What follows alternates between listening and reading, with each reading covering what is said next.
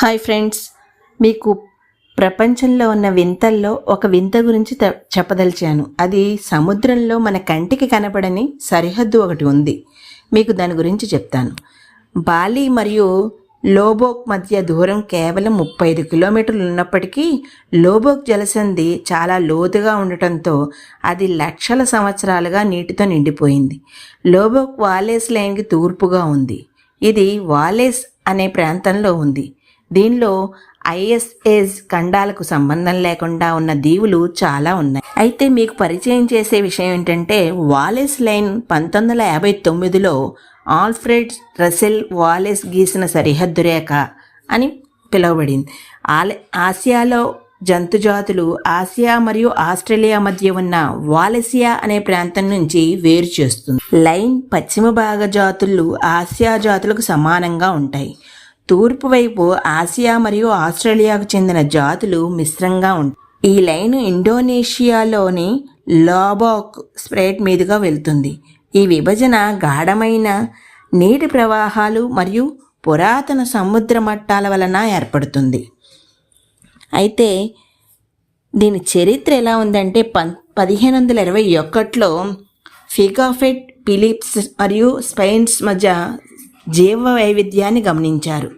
English navigator GW earl కూడా ఈ పశ్చిమ ద్వీపాలు ఆసియాతో, తూర్పు ద్వీపాలు ఆస్ట్రేలియాతో అనుసంధానించబడి ఉన్నాయని గమనించాడు. 19వ శతాబ్దంలో వాలేస్ జీవన ప్రాంతీయ విజ్ఞాన సిద్ధాంతం రూపకల్పన చేశాడు.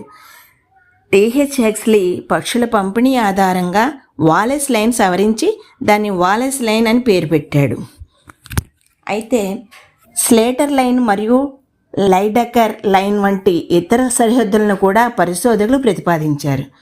ఆధునిక అధ్యయనాలు వాలేస్ లైన్కు మద్దతు ఇస్తూ కొన్ని సవరణలు కూడా సూచించాయి. దీని భౌగోళిక అధ్యయనం గురించి మాట్లాడాల్సి వస్తే కనుక, ఈ ప్రాంతం భౌగోళిక పరివ్యాప్తి, పురాతన సముద్ర మట్టాలు మరియు ఖండ షేల్స్ వలన ఏర్పడింది. వాలేస్ లైన్ సుధా షేల్స్ మరియు సహుల్ షేల్స్ మధ్యగా గాఢమైన నీటి ఛానల్ను గుర్తించింది.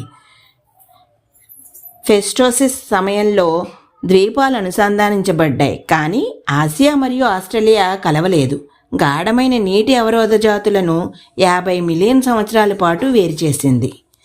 ఫైబర్ లైన్ మరొక సరిహద్దు. ఆసియా మరియు ఆస్ట్రేలియా జాతులు జంతు ప్రాంతీయ విజ్ఞానంకి వస్తే కనుక, పక్షులు వాలేస్ లైన్ అనుసరిస్తాయి, ఎందుకంటే అవి సముద్రం దాటడానికి ఇష్టపడవు.